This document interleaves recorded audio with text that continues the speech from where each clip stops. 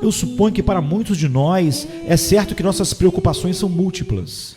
Uma vez que fique preocupado, ansioso, inquieto, você nunca será capaz de contar seus anseios, ainda que pudesse contar os cabelos da sua cabeça.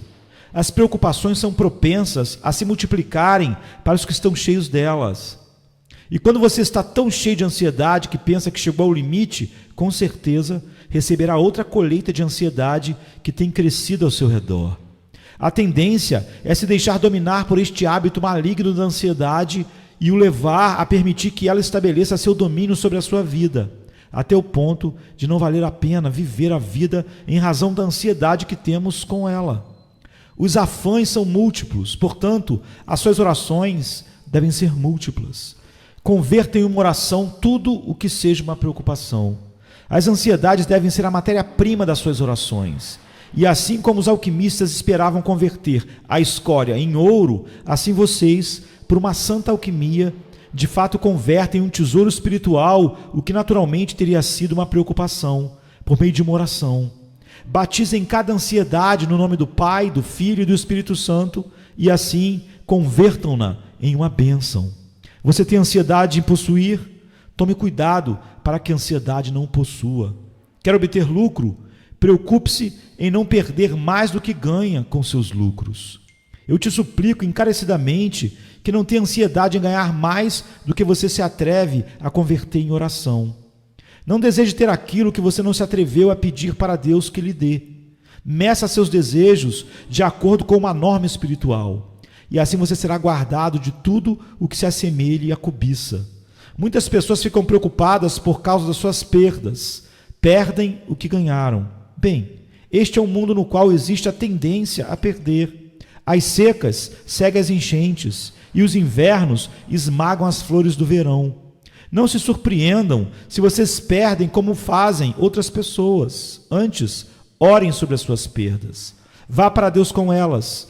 E em vez de se inquietar, convertam-nas em uma oportunidade de esperar no Senhor e de dizer: Deus deu e Deus tirou.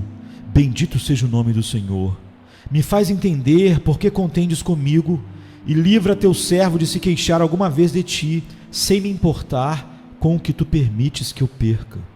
Talvez você diga que sua ansiedade não é nem por causa dos seus ganhos nem suas perdas, mas apenas por causa do seu pão diário. Ah, bem, mas você sabe que tem uma promessa para isso também, não sabe? O Senhor disse: habitarás na terra e verdadeiramente serás alimentado. Ele te dá um doce incentivo quando diz que ele veste a erva do campo e não o vestirá muito mais, homem de pouca fé. E o Senhor Jesus manda que você considere as aves do céu, que nem semeiam, nem armazenam em celeiros, e contudo, seu Pai Celestial as alimenta. Achegue-se ao teu Deus, então, com todos os teus anseios. Se você tem uma grande família e uma raquítica renda, e enfrenta muitos problemas para subsistir e para prover coisas honestas aos olhos de todos os homens, você tem muitas escusas para bater a porta de Deus, e muitíssimas razões para ser achado com frequência no trono da graça. Eu lhes peço que convertam as suas preocupações em algo de muito proveito. Eu me sinto à vontade para apelar a um amigo quando realmente tenho que resolver algo com ele.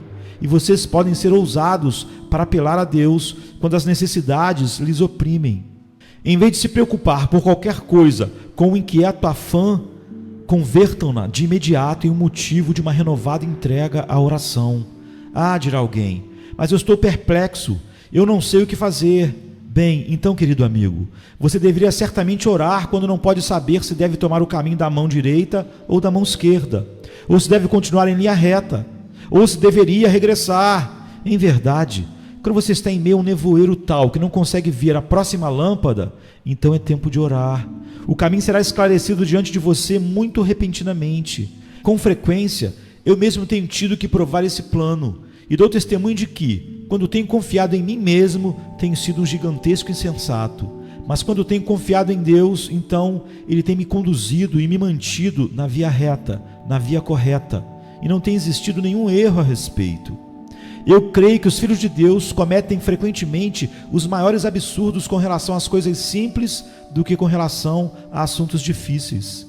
Vocês sabem o que aconteceu com Israel quando chegaram aqueles gibeonitas com seus sapatos velhos e remendados e mostraram o pão que estava mofado, que, segundo disseram, os haviam tirado quentes dos seus fornos? Os filhos de Israel pensaram: este é um caso muito claro. Estes homens são forasteiros e vieram de um país distante. Podemos fazer aliança com eles. Estavam certos de que a evidência de seus olhos confirmava que eles não eram cananeus. Assim não consultaram a Deus. Toda a situação parecia tão clara que fizeram uma aliança com os gibeonitas, a qual foi um problema para eles posteriormente.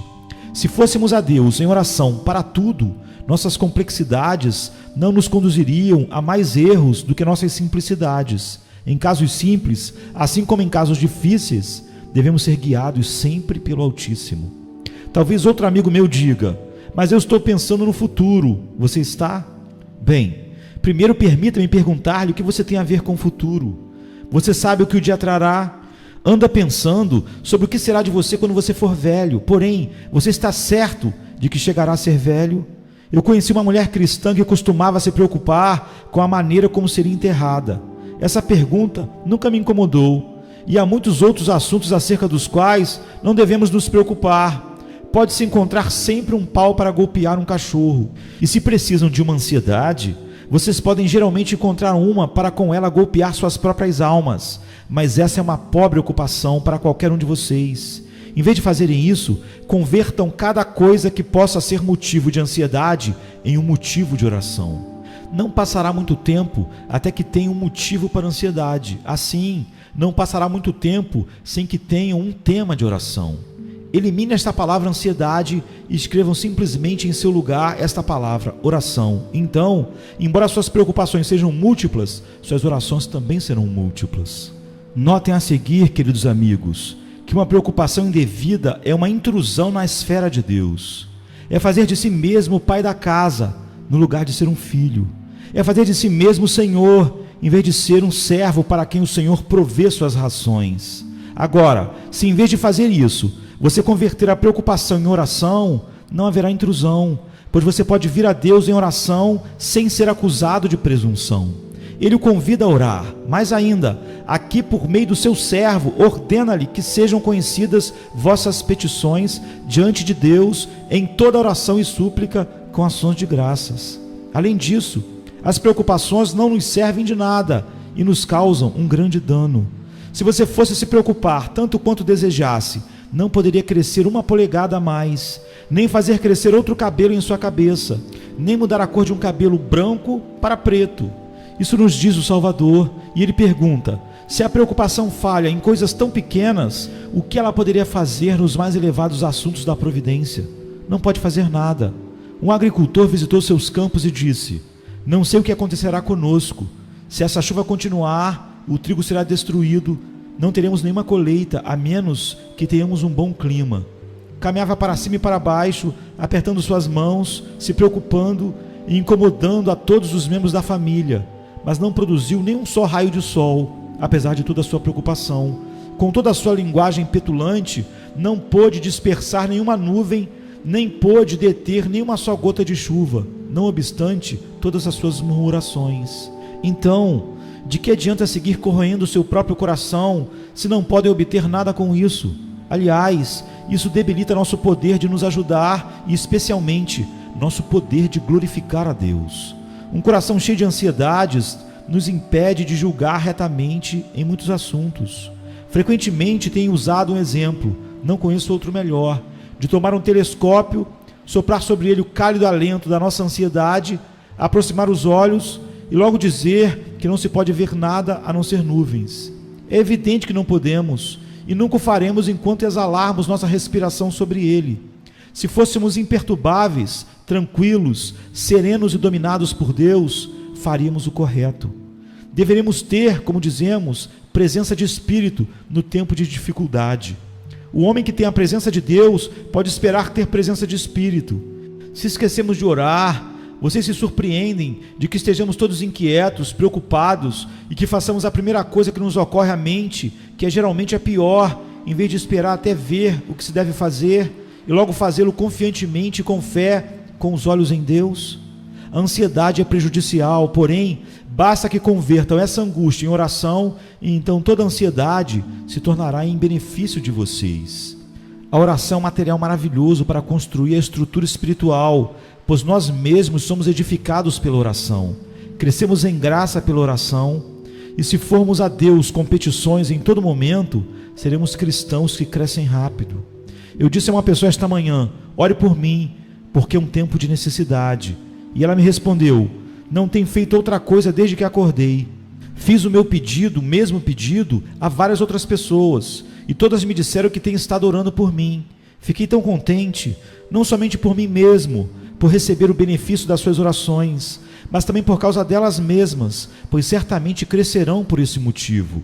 Quando os passarinhos seguem batendo suas asas, estão aprendendo a voar. Os tendões se fortalecem e os pássaros logo abandonarão o ninho. Essa necessidade de bater asas é educação. E o intento de orar, o gemer, o suspirar, o clamar de um espírito cheio de oração é, em si mesmo, uma bênção. Acabem então com esse hábito prejudicial da ansiedade e pratiquem o hábito enriquecedor da oração. Vejam como consegue assim um duplo ganho. Primeiro, evitando uma perda, e em segundo lugar, obtendo aquilo que realmente os beneficiará a vocês e a outros também. Como nos é dito, logo também as preocupações são efeito do esquecimento de que Cristo está próximo de nós. Notaram qual é o sentido do contexto? O Senhor está próximo, por nada andeis ansiosos. O Senhor Jesus Cristo prometeu voltar, e Ele poderia vir esta noite. Ele pode aparecer em qualquer momento. Então Paulo escreve: o Senhor está próximo, por nada andeis ansiosos, mas sejam conhecidas as vossas petições diante de Deus, em toda oração e súplica, com ações de graças. Se pudéssemos estar nesta terra como em uma mera sombra, e viver como aqueles que terminaram cedo esta pobre vida transitória.